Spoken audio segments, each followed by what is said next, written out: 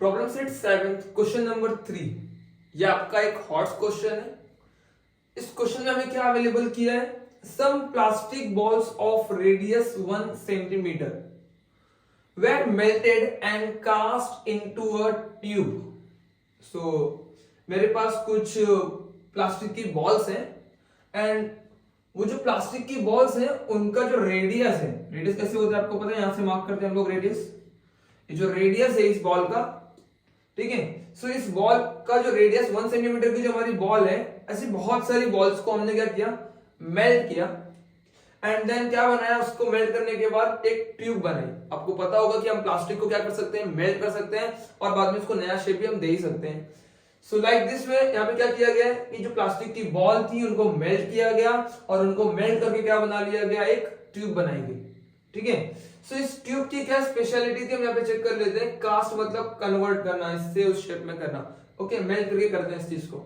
The thickness and the length and outer radius of the tube were, चलो क्या दिया हमको, the thickness, length and outer radius. चलो इनको मार्क करते हैं साइड बाय साइड। सो इसकी जो थिकनेस थी, आपको दिख रहा है यहाँ पे थिकनेस ऐसे हाईलाइट करनी पड़ेगी, दिख रहा है यहाँ पे, ये थिकनेस है। सो कितनी थिकनेस है यहाँ पर, थिकनेस कितनी बोली है, चलो डायग्राम में देखते, थिकनेस कितनी बोली है, ओके 2 सेंटीमीटर। थिकनेस कितनी है, 2 सेंटीमीटर। लेंथ आप इस तरह हाईलाइट कर सकते हैं, देखो यहाँ पर इस तरीके से लेंथ हाईलाइट होगी यहाँ पे, एक सेकंड, ओके। सो यहाँ पे आप देख सकते हैं ऐसे करके, यहाँ पे इसकी लेंथ, कितनी लेंथ आ रही है, कितनी बोली, 90 सेंटीमीटर। कितनी है, 90 centimetre. And at the last outer radius of the tube, tube का जो आउटर रेडियस है, दिख रहा है बाहर का रेडियस, जो बाहर का रेडियस है वो क्या है, आउटर रेडियस। चलो यहां से देखते हैं, यहां से मैं इसको मार्क करता हूं, कलर चेंज करता हूं उसका, ओके। यहां से ये सेंटर से आउटर तक, सेंटर से आउटर तक मैं आपके लिए जो आपकी जो ट्यूब है उसका जो फ्रंट फेस है मैं यहां पे बना देता हूं, ठीक है, थोड़ा सा अंडरस्टैंडिंग के लिए भी जरूरी रहेगा। और ऐसे करके ट्यूब आपकी होगी, ये जो फ्रंट का हिस्सा है वो ऐसा रहेगा। इसमें जो थिकनेस होगी, इसको मैं यहाँ पे इंडिकेट करता हूं, इसकी जो थिकनेस होगी ये वाला हिस्सा, ये कितना है, 2 सेंटीमीटर। कितना है ये, 2 सेंटीमीटर। एक सेकेंड, ओके 2, जस्ट 2 रहने देते हैं। एंड अगर हम यहां से बात करें, ये वाला रेडियस कितना है, ये वाला यहाँ पर का ये रेडियस पूरा। सो ये रेडियस को अगर हम चेक करने जाएंगे तो वो रेडियस कितना मिल रहा है हमको, कितना बोला था, 30 सेंटीमीटर, ठीक है। बट वो एक्चुअली ऐसे मार्क करना चाहिए हमको, ऐसे, मैं ऐसे मार्क करता हूँ। आउटर रेडियस कितना मिला, यहाँ से आउटर कितना मिला, यहाँ से लेकर के यहाँ तक, आउटर तक ना। सो आउटर तक रेडियस कितना बोला है, आउटर रेडियस कितना हो गया, 30 सेंटीमीटर। यहाँ पे लिखता हूँ आउटर रेडियस 30 सेंटीमीटर। क्या क्लियर हो रहा है आपको diagram, outer radius 30 centimetre, thickness 2। क्यों हमें थिकनेस दी है, हमें जरूरत लगने वाली आने वाले वक्त में क्या निकालनी पड़ेगी हमको, इनर रेडियस। क्या करना पड़ेगा, इनर रेडियस। इनर रेडियस कैसे निकालेंगे, देखो जरा, आउटर में से थिकनेस वाला पार्ट दिख रहा है आपको, ये थिकनेस वाला पार्ट दिख रहा है, ये वाला पार्ट थिकनेस का पार्ट, इसको माइनस कर लो। कितना था, आउटर 30 था, थिकनेस कितने की, 2 थी। सो इसमें से 30 में से 2 को माइनस कर लो, ये मिल जाएगा आपको, कितना मिलेगा, 28। कितना हाईलाइट होगा आपको ये, 28। थिकनेस को निकाल दो, आउटर वाला पूरा है, थिकनेस को माइनस कर दो, 2 माइनस करो 30 में से, कितना मिला, 28। सो एक्चुअली हमने यहाँ पे क्या किया, यहाँ पे हम लोगों ने इनर रेडियस निकाला है।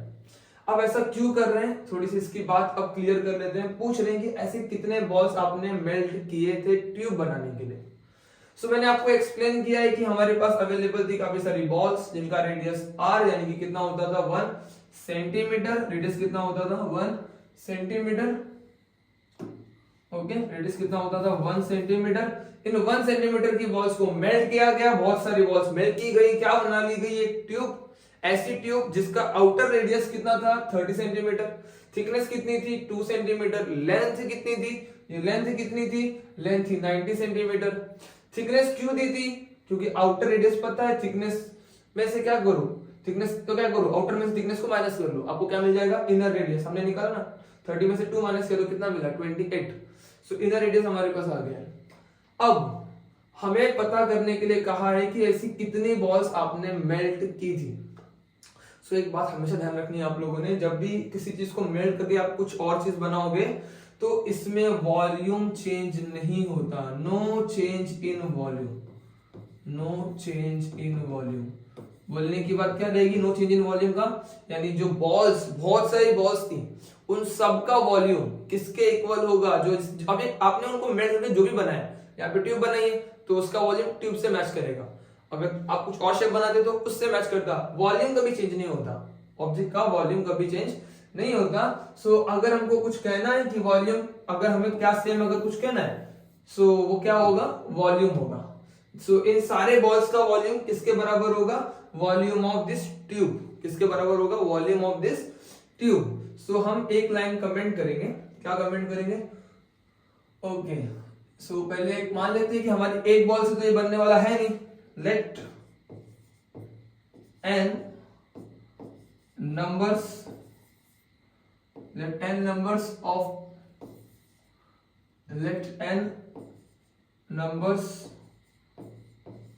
of ball are melted, therefore total volume of n balls, that is plastic balls, is equal to volume of this tube, equal to what, volume of tube। Volume of n balls किसके बराबर मिलेगा, volume of tube के बराबर। n balls क्यों कहा, क्योंकि एक ball melt नहीं की, बहुत सारी बॉल्स मेल्ट की, ठीक है। सो जब भी कुछ भी मेल्ट करके कुछ बनाएंगे हम लोग, तो क्या चेंज नहीं होता है, वॉल्यूम चेंज नहीं होता। Volume of all the balls will be equal to volume of this tube. Tube special है, ट्यूब स्पेशल है एक्चुअली, इसमें हमें ध्यान लगाना पड़ेगा, यहाँ पे इसमें कुछ डिफरेंट है। चलो इसकी अब बात कर लेते हैं। चलो एक काम करते हैं, पहले सबसे पहले हम लोग एक बॉल की बात कर लेते हैं, यहाँ पे सॉरी एक बॉल की वॉल्यूम की बात कर लेते हैं। अगर मैं आपसे कहूं what is volume of ball, volume of ball, अगर हम वॉल्यूम ऑफ बॉल की बात कर रहे हैं तो असल में ये क्या रहेगा, क्या रहेगा, वॉल्यूम ऑफ स्फीयर, क्या रहेगा, वॉल्यूम ऑफ स्फीयर। चलेगा, कमेंट कर सकते हैं आप इसके ऊपर। वॉल्यूम ऑफ बॉल, बॉल का वॉल्यूम, बॉल स्फीयर है ना, तो वॉल्यूम ऑफ बॉल किसके बराबर रहेगा, वॉल्यूम ऑफ स्फीयर के बराबर रहेगा ना। What is volume of sphere, simple सी चीज होती है, that is 4/3 pi are cube, 4/3 pi are cube, ठीक है। सो हमारे पास वॉल्यूम ऑफ बॉल यानी वॉल्यूम ऑफ स्फीयर, इस फॉर्मूले को हम यूज करेंगे और वॉल्यूम ऑफ बॉल निकालेंगे। एक का निकालेंगे, n बॉल से तो n टाइम्स मल्टीप्लाई कर देंगे, तो 2 बॉल होगी तो 2 टाइम्स, 3 बॉल होगी तो 3 टाइम्स, n बॉल से तो नहीं पता ना, हमने n मान लिया है, नहीं पता है तो n बॉल से तो n टाइम्स मल्टीप्लाई कर लेंगे, ठीक है। अब जो हमारे बॉल का वॉल्यूम था इसके बराबर हो गया जाकर के बाद में वो ट्यूब के बराबर। चलो वॉल्यूम ऑफ ट्यूब की बात कर लेते हैं। सो ये थोड़ा सा डिफरेंट रहेगा, मैं यहाँ पे पहले आपको समझाता हूं एंड देन हम कंटिन्यू करेंगे, ठीक है। सो अगर हम बात करें वॉल्यूम ऑफ ट्यूब की बात करें, सो जो ट्यूब है, जो हमारी ट्यूब है, आप ट्यूब को ठीक से देखो, आपको इसके अंदर 2 सिलेंडर दिख रहे होंगे, आपको इसके अंदर 2 सिलेंडर दिख रहे होंगे, एक बड़ा सिलेंडर है और एक छोटा सिलेंडर है, चलेगा। सो हमें क्या करना पड़ेगा पता है, वॉल्यूम ऑफ बिग सिलेंडर, समझ आ रहा है आपको। देखो उसको इमेजिन करो, ट्यूब की जगह पे इमेजिन करो कि पूरा प्लास्टिक से बना हुआ है, तो एक सिलेंडर लगता है, आपको क्या लगता है, एक तरीके से सिलेंडर लगता। सो volume of big cylinder, okay, यहाँ पे बिग सिलेंडर माइनस करना पड़ेगा, क्या करना पड़ेगा, अंदर का जो दिख रहा है, अंदर एक और सिलेंडर इमेजिन कर सकते हैं हम लोग। सो मैं आपके लिए थोड़ा सा रेफरेंशियल डायग्राम भी बनाता हूं यहाँ पर, ठीक है, जरा इसको अंडरस्टैंडिंग कर लो। सो ये मान लेते हैं कि आउटर वाला सिलेंडर है, अभी तो ये सॉलिड है, हमें सॉलिड नहीं बोला गया, हमें ट्यूब बोली गई है। सॉलिड पाइप होता तो ऐसा बोलते, सिलेंडर बोल देते हैं, बट ये पाइप जो है ट्यूब है, एक्चुअली अंदर से कटा हुआ है, अंदर खाली स्पेस है। सो हम यहाँ पे क्या करेंगे, अंदर की तरफ जो हमारा खाली हिस्सा है, ठीक है, देखो इस तरीके से यहाँ पे इस तरीके से ये वाला हिस्सा में क्या करना पड़ेगा, उसमें से निकालना पड़ेगा, यानी कि जो ग्रीन वाला हिस्सा है इसको क्या करना पड़ेगा, माइनस करना पड़ेगा, किससे, volume of small cylinder. Big में से क्या माइनस करना पड़ेगा, स्मॉल सिलेंडर का वॉल्यूम आपको माइनस करना पड़ेगा। क्या करना पड़ेगा, बड़े सिलेंडर के वॉल्यूम में से छोटे वाले सिलेंडर का वॉल्यूम आपको माइनस करना पड़ेगा। क्या होता है बड़े सिलेंडर का वॉल्यूम क्या होगा। सो अगर हम चेक करें सो वॉल्यूम ऑफ सिलेंडर किसके बराबर होता है, pi r square h, pi r square h. ठीक है, सो मैं यहाँ पे अब आउटर वाले का रेडियस मार्क कर देता हूं R1, तो इसका नाम देता हूं R1। ठीक है, ये स्मॉल r आप इमेजिन कर सकते हैं, एक मिनट। ओके, क्या इमेजिन करें यहाँ पे इसको, स्मॉल R1। वैसे ही अगर हम लोग इनर सिलेंडर की बात करें, इनर वाले सिलेंडर की बात करें, सो इसका जो रेडियस रहेगा उसको हाईलाइट कर रहे हैं R2 के नाम से।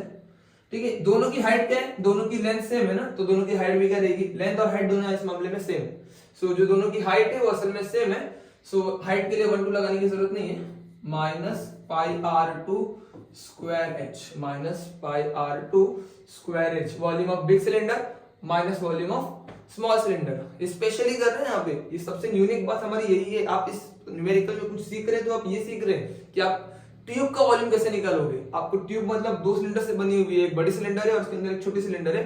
बड़े सिलेंडर के अंदर से छोटे सिलेंडर का पोर्शन काट के निकाल दो, निकाल दो मतलब माइनस कर दो, निकाल दिया, निकालने के बाद आपको फॉर्मूला मिल रहा है यहाँ पे, किसका फॉर्मूला मिल रहा है, वॉल्यूम ऑफ ट्यूब। थोड़ा सा इसको अरेंज करेंगे ना अगर हम लोग, तो देखो कुछ चीजें सेम है। क्या चीजें सेम है उसको हम बाहर निकाल दें। क्या सेम है, पाई सेम है, R1 स्क्वायर सेम है, सॉरी R1 स्क्वायर नहीं, एक मिनट आपको एक सेकंड ना, ओके, H सेम है दोनों में। देखो H क्या है, दोनों में सेम है।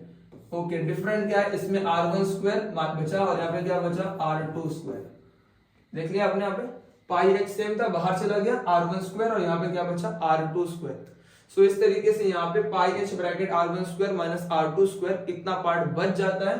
ठीक है, एज अ फॉर्मूला यूज करेंगे फॉर ट्यूब। आप चाहे तो इसको याद रख सकते हैं as a formula for tube, या आप बना सकते हैं। मैंने आपको दोनों तरीके बता दिए। ये थोड़ा सा सम लेंदी होगा, बट मैं चाहूंगा कि आप इसको स्पेशली फोकस करो, क्योंकि ये थोड़ा सा बड़ा भी है, डिफरेंट भी है और यूनिक है। मैं आपको स्पेशली कहूंगा कि इसके बारे में टाइप में सीखो। ये 4 मार्क के कंटेंट में अच्छी तरह आने का एक अपना पोजीशन रखता है। ओके, सो चलो यहाँ पे अब चेक करते हैं, हम अपना काम कंटिन्यू करते हैं। सो हमने कुछ कहा था, हमने कुछ कमेंट किया था, हमने क्या कहा था, volume of n balls is going to equal to volume of tube. So what is volume of n balls? सो इसको सिंपल सी बात में लिखेंगे n into volume of 1 ball, n into volume of 1 ball। एक बॉल का जो volume रहेगा उसको n ball से तो n से मल्टीप्लाई कर देंगे, is equal to volume of tube, volume of tube. ठीक है, इस फॉर्मूले को हमने लिख लिया है। चलो अब शुरू करते हैं। यहां पर आगे सॉल्व करने के लिए हम लोग क्या करेंगे, चलो यहाँ पे सबसे पहले हम लोग एक काम करते हैं, यहाँ पे लिख देते हैं volume of 1 ball, volume of 1 ball for ball जो रेडियस क्वेश्चन में मेंशन की थी। क्या कहा था, बॉल का रेडियस क्या होगा, प्लास्टिक बॉक्स की रेडियस क्या थी, 1 सेंटीमीटर। क्या थी उसकी रेडियस, 1 सेंटीमीटर। ओके, यहाँ पे इसको रफ कर देना चाहिए। So volume of ball, volume of 1 ball निकालना है हमको। सो फॉर बॉल अगर नोटिस करते हैं volume is volume of sphere आएगा। क्या आएगा, volume of sphere. Volume of sphere जो होगा that is pi 4/3 pi are cube, pi are cube. Radius कितना है उसके लिए, 1। रेडियस कितना है, 1। ठीक है, सो रेडियस 1 आ गया। अब चलो यहाँ पे सॉल्व कर लेते हैं सिंपल तरीके से। 4/3 पाई, आर की वैल्यू कितनी डाल दी यहाँ पर, 1 क्यूब। सो क्या मिला, 4/3 पाई, 1 क्यूब का आंसर 1 और इंटू 1 अपॉन में इस पे क्या मिल जाएगा, इन शॉर्ट दैट इज 4/3 पाई।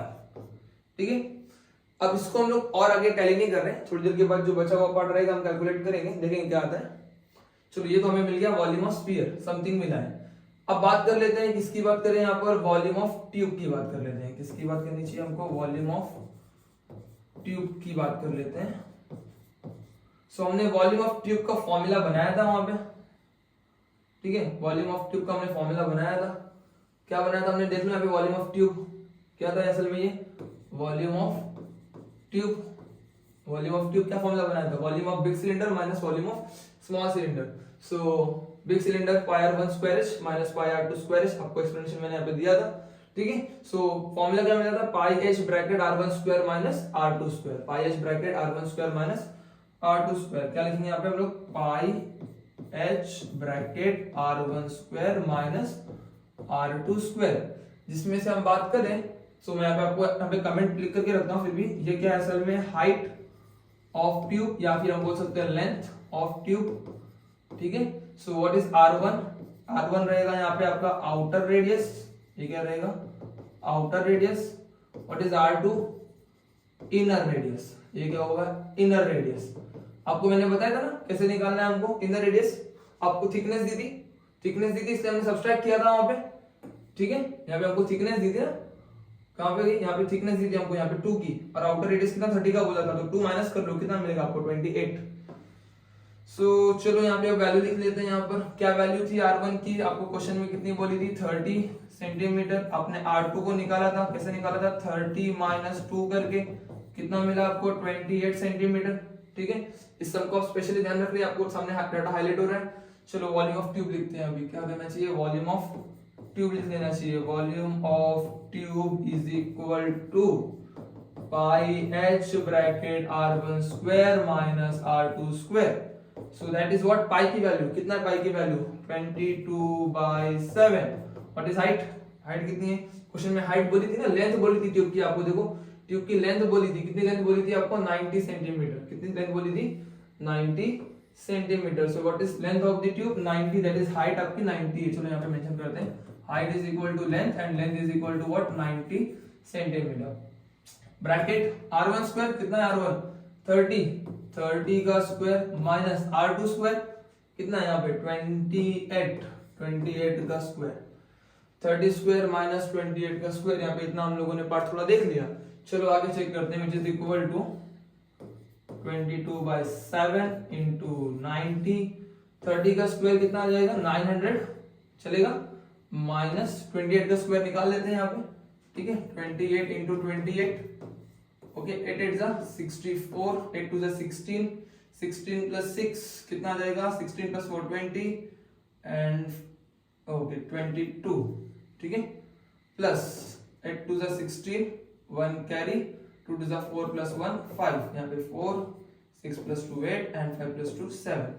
सो कितना मिला हमको यहाँ पे 784, कितना मिल रहा है हमको यहाँ पे 7, which is equal to 22/7 into 90। चलो इसको सब्सट्रैक्ट करते हैं, हमें क्या मिलेगा 900 माइनस 784, ठीक है। सो ये कट जाएगा, यहाँ पे आएगा 9, इसको बना देंगे 10, 10 माइनस 4 हो जाएगा 6, 9 माइनस 1 हो जाएगा आपका 8, और ये भी कट चुका है, ये 8 बना था, 8 माइनस 7 कितना आ जाएगा 1। सो आपको यहाँ पे मिल जाएगा 116, क्या मिला आपको 116। मैं आपसे एक चीज और भी कहूंगा कि आप 22/7 की वैल्यू को मत पुट करो, आप उसको पाई के फॉर्म में रखो, क्योंकि इसका हमें फायदा होने वाला है। सो इसको मैं बैक पाई इंटू 90 इंटू 116। आपको अप्रोचेस को ध्यान में रखना है, कब हम कैसे कैलकुलेट कर रहे हैं। मैं इसके आगे इसको नहीं सॉल्व कर रहा हूं, मैं इसको यहीं पर रुका रहा हूं, और आपको समझना होगा कि मैंने ऐसा क्यों किया। चलो तो हमें क्या मिल गया, वॉल्यूम ऑफ ट्यूब मिल चुका है, और हमारे पास वॉल्यूम ऑफ सिंगल स्फीयर है, और हमारे पास ऊपर का formula that is total volume of n balls which was equal to volume of tube. उसको हम यहाँ पे कॉपी कर लेते हैं, ठीक है। सो क्या मिला हम लोगों को, टोटल वॉल्यूम ऑफ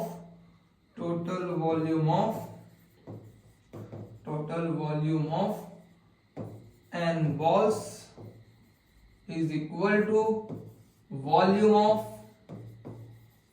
ट्यूब। किसके इक्वल निकला है, वॉल्यूम ट्यूब के इक्वल निकला है, ठीक है। सो कैसे बना है हमारे n balls का वॉल्यूम, यानी कि टोटल वॉल्यूम्स का जो टोटल बॉल्स का जो वॉल्यूम है वो किससे बना हुआ है, that is number of balls, बहुत सारे बॉल्स बना रही हैं, इनटू वॉल्यूम ऑफ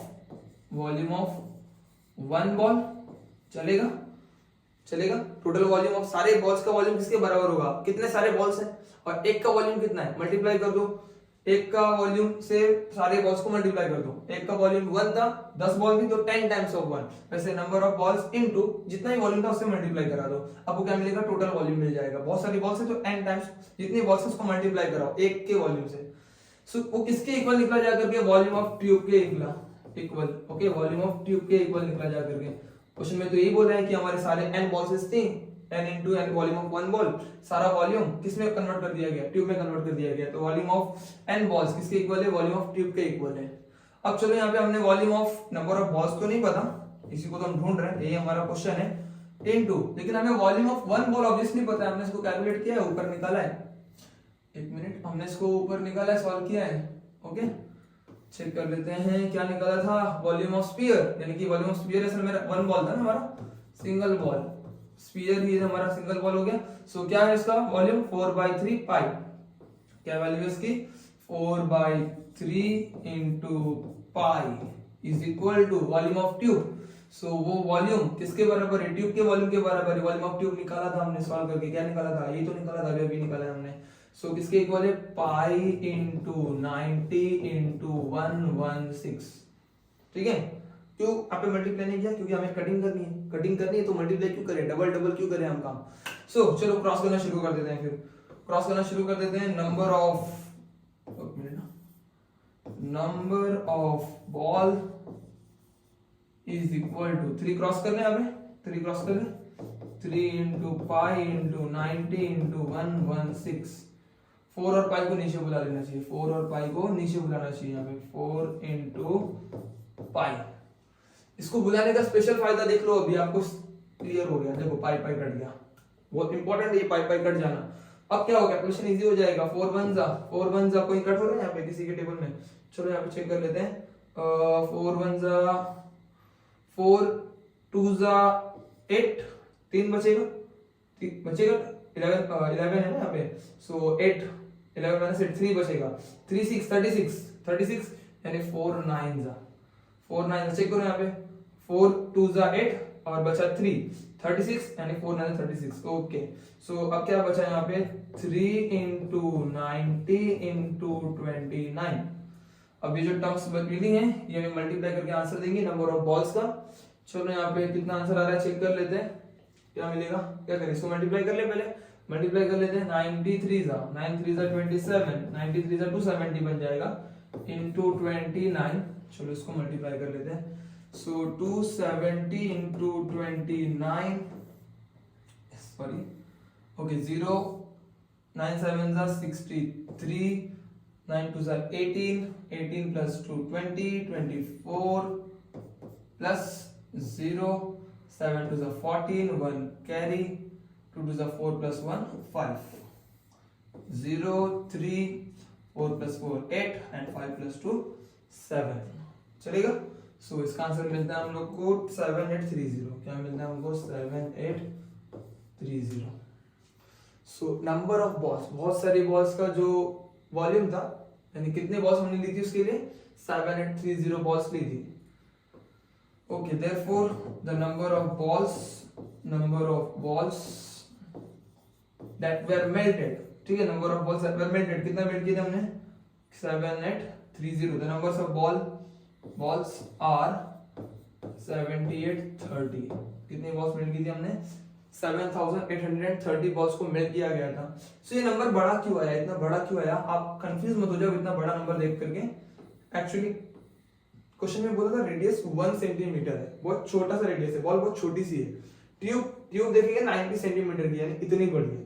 अब इतनी बड़ी ट्यूब बनाने के लिए ऐसे छोटे छोटे बॉल कितने लगाने पड़ेंगे, बहुत सारे लगाने पड़ेंगे, करेक्ट होगा। सो एज अ रिजल्ट ये जो बॉल्स हमें क्या मिली है, बहुत सारी मिली है, काउंट में कितनी मिली है 7830।